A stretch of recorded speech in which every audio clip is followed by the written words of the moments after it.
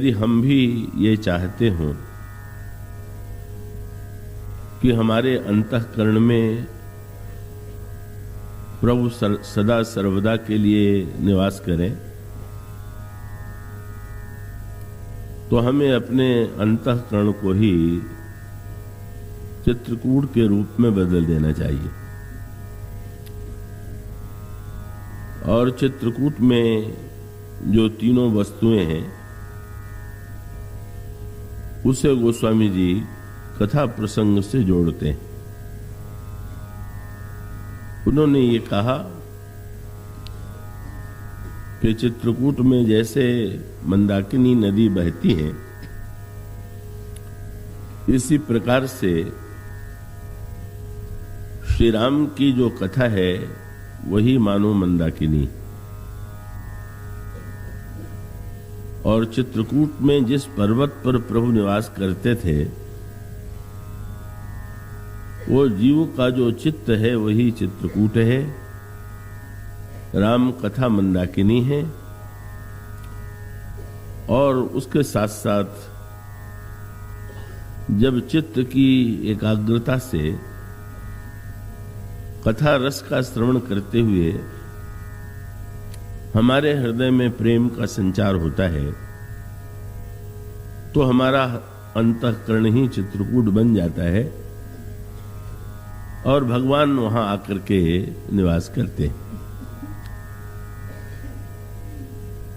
और मंदाकिनी नदी का परिचय जो दिया गया है वो ये कहकर के दिया गया है कि ये गंगा की एक धारा है। सुरसरी धार नाव मंदाकिनी, जो सब पातक पोतक डाकिनी। तो इसका अभिप्राय ये है कि जैसे गंगा का अवतरण होता है, इसी प्रकार से राम कथा की गंगा का भी अवतरण होता है। और जैसे गंगा ब्रह्मा के कमंडल से निकल करके भगवान शंकर के मस्तक पर आई,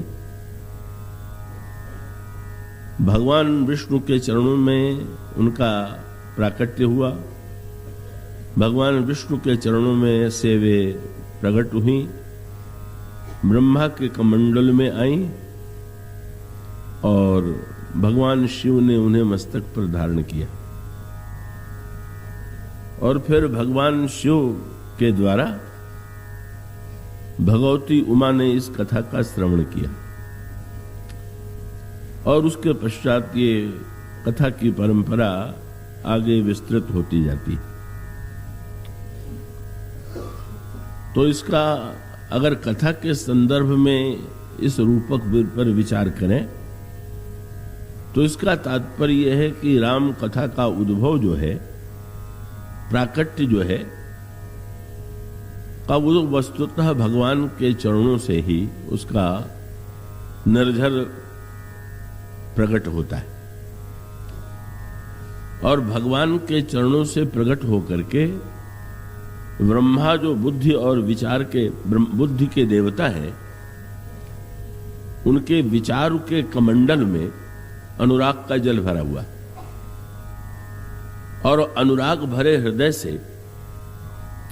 अनुराग के जल से जब भगवान के चरणों को वे पखारते हैं तो ब्रह्मा के कमंडल में गंगा प्रत्यक्ष रूप से दिखाई देने लगती। तो ईश्वर से, ईश्वर के चरणों से उद्भव हुआ, विचार के कमंडल में उनका प्राकट्य हुआ,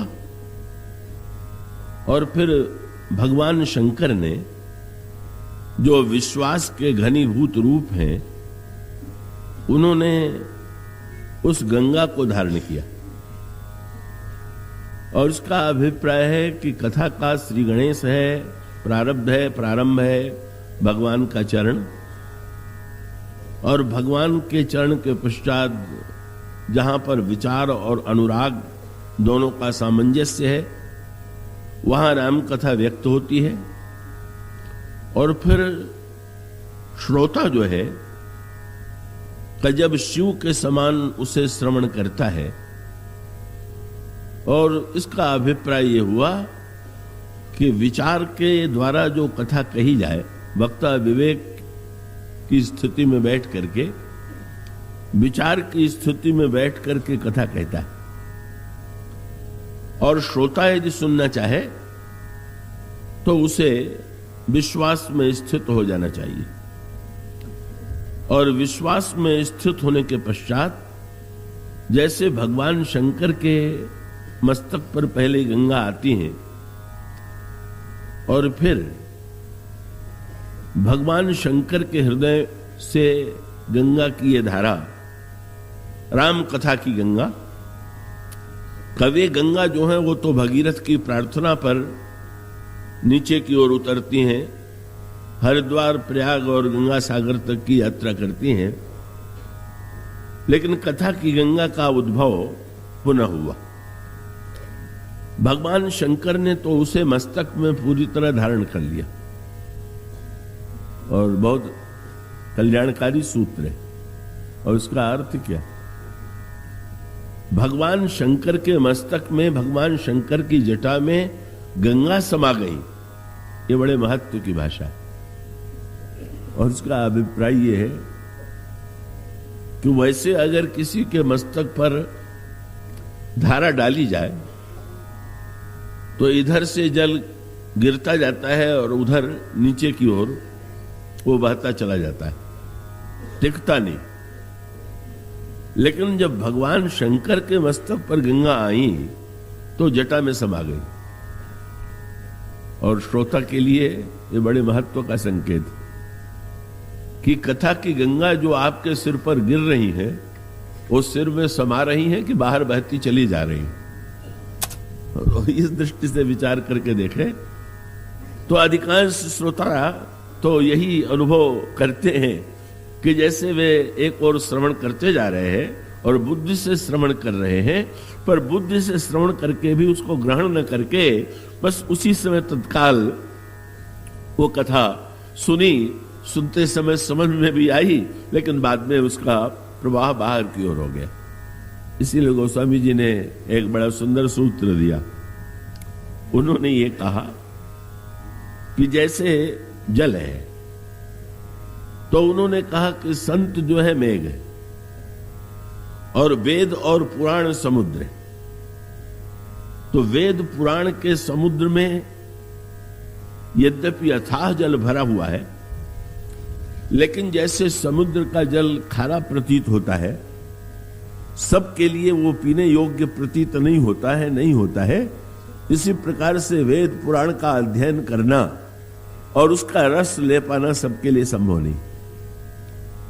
और जैसे उसी समुद्र से मेघ जल ले आता है पर जल को मीठा बना देता है, इसी प्रकार से संत जब कथा कहता है तो मेघ के रूप में का वेद पुराण की कथा को ऐसी मिठास दे देता है कि सुनने में आनंद की अधिक अनुभूति होती। तो सुमति भूमि थल, गोस्वामी जी ने कहा वेद पुराण उदधि घन साधु।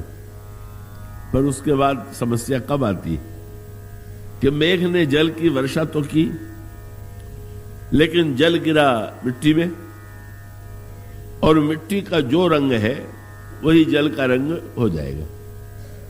अगर लाल मिट्टी है तो जल का रंग लाल हो गया, अगर मटमैली मिट्टी है तो जल का रंग मटमैला हो गया।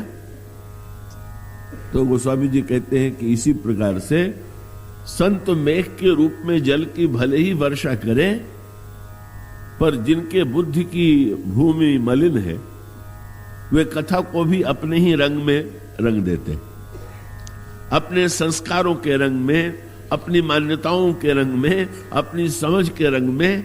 और कथा वस्तुतः जैसे आकाश के जल को देखें और पृथ्वी पर गिरे हुए जल को देखें तो दोनों के सामने को पहचानना ही कठिन हो जाता है।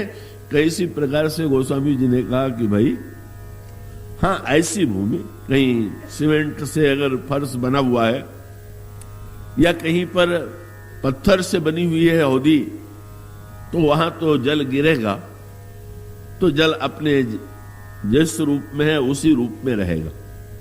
और इसका अर्थ क्या? कि वक्ता से जो सुनिए उसे अपने रंग में मत रंग दीजिए, उसे वस्तुतः उसी रूप में ग्रहण कीजिए। और कभी कभी तो मुझे इसको लेकर के बड़े विचित्र विचित्र अनुभव हुए। बस्ती में एक कथा, एक श्रोता बिल्कुल सामने रहते थे और पूरी कथा में लिखते रहते थे। मुझे आश्चर्य भी हुआ, इतनी तीव्र गति से वो लिखते थे, उत्साह से लिखते थे। एक दिन अचानक मेरे मन में जिज्ञासा आई कि देखें इन्होंने क्या लिखा। लक्ष्मण जी का चरित्र उस समय चल रहा था और उन्होंने, जब मैंने पढ़ा तो पहली पंक्तियों में ही ये लिखा था कि श्री राम जितने सरल थे, लक्ष्मण जी उतने कुटिल थे। मैंने सोचा कि अगर मैंने यही कहा है तो मैं मंच पर बैठने योग्य नहीं हूं। लक्ष्मण कुटिल हैं, क्या ऐसी कल्पना भी कभी मेरे मन मस्तिष्क में नहीं आ सकती थी। लेकिन उन्होंने कहा अगर लक्ष्मण जी के लिए टेढ़ेपन शब्द का प्रयोग हुआ तो उसको शुद्ध साहित्यिक रूप देकर के कुटिल बना दिया, और उन्होंने ये समझा कि हमने तो और भाषा को सुंदर बना दिया। पर दोनों में, जब भाषा में हम दोनों का प्रयोग करते हैं तो कितनी भिन्नता आती है। किसी के लिए कह दे कि ये तो बड़ा कुटिल व्यक्ति है तो शायद इससे घोर कोई निंदा का शब्द ही नहीं हो सकता है। तो उससे ये लगता है कि सचमुच श्रोता अपनी बुद्धि से, अपनी भाषा के द्वारा या अपने मस्तिष्क के द्वारा बातों को कितना बदल सकता है। तो गोस्वामी जी ने सूत्र दिया, सुमति भूमि, सुंदर बुद्धि की तो भूमि होनी चाहिए। और दूसरी बात जो अभी मैं आपसे कह रहा था कि फर्श है तो बहुत अच्छा, लेकिन ऊपर से जल गिरा, जल का रंग भी नहीं बदला, पर उधर गिरा और उधर बहा। तो गोस्वामी जी ने कहा कि भाई गहराई भी चाहिए जहां जल रुके। तो जल की गहराई क्या है? तो कहते हैं हृदय जो है वही गहराई है। सुमति भूमि थल हृदय अगाधो, हृदय की गहराई हो और मस्तिष्क की स्वच्छता हो। और उसका अभिप्राय यह है कि कथा श्रवण करने की सार्थकता तब है जब हम कथा बुद्धि से सुने और ज्यों की त्यों उसको ग्रहण करके अपने हृदय में उसको भर लें। इस तरह से अब भगवान शंकर के चरित्र में इसी की ओर संकेत है। गंगा आई तो भगीरथ तो लाए थे कि गंगा नीचे उतरेंगी और प्रवाह होगा, पर भगवान शंकर ने गंगा को अपनी जटाजूट में समा दिया। और इसका अभिप्राय यह है जो हम सुनते हैं का वो सुनने का तात्पर्य सुन लेना मात्र नहीं है, उसे धारण करना और ग्रहण करना। और धारण करने के बाद ये गंगा का एक रूप किस रूप में प्रकट हुआ? मस्तिष्क से उतर करके राम कथा की गंगा जो है वो हृदय में आनी चाहिए। और हृदय में जब राम कथा की गंगा आती है तो उसके पश्चात अब और आगे प्रवाह का श्रोता ने सुना, ग्रहण किया, विश्वासपूर्वक ग्रहण किया, हृदय में उसको धारण किया। किंतु अगर श्रोता केवल अपने हृदय में ही धारण किए रहे तो उसे आनंद की अनुभूति तो हुई, लेकिन वो रस का प्रवाह आगे की ओर और प्रवाहित नहीं हुआ। श्री राम किंकर प्रभु